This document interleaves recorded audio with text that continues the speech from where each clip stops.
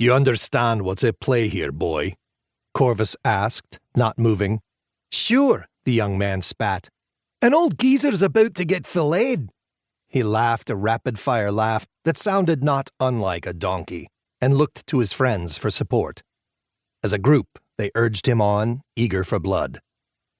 Davana, who had just returned from seeing Dallin to her home, adopted her customary role of dual officiant and stepped into the center of the circle between the two combatants. She looked to each of them before speaking ceremonially. "State your name and your purpose in this ring," she said first to Corvus.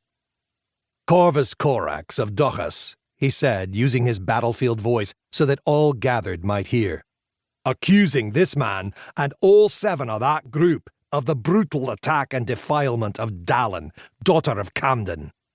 There were gasps of horror and dismay among the swelling crowd. Davana then turned and said the same to the red-headed man, who looked at her with a mocking expression before responding. "My name's Ian," he barked loudly, "of no town in particular, and I deny this old man's claim."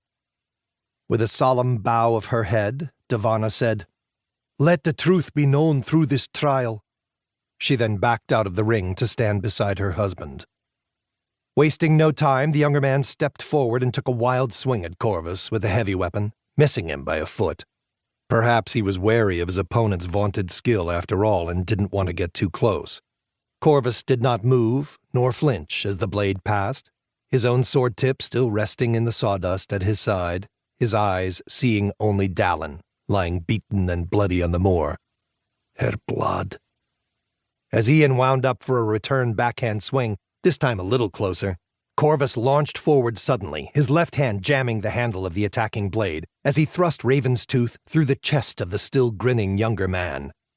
Ian's face slowly registered shock and dismay as the razor-sharp sword pierced him and protruded more than a foot out of his back.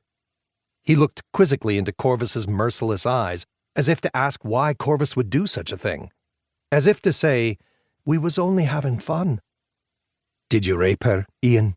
Corvus asked coldly, as tears fell down the younger man's shocked face. "Speak truth before you die, man." Ian's eyes wandered a moment, and Corvus doubted he would answer. But then the red-headed man looked at Corvus and nodded slightly, tears of pain and despair rushing down his cheeks. His lips moved as though he were trying to say something, but his knees started to buckle. Then his eyes opened wider still in surprise as Corvus slid the blade out of him quickly. No words came as the young man fell to the ground like a marionette whose strings had suddenly been cut.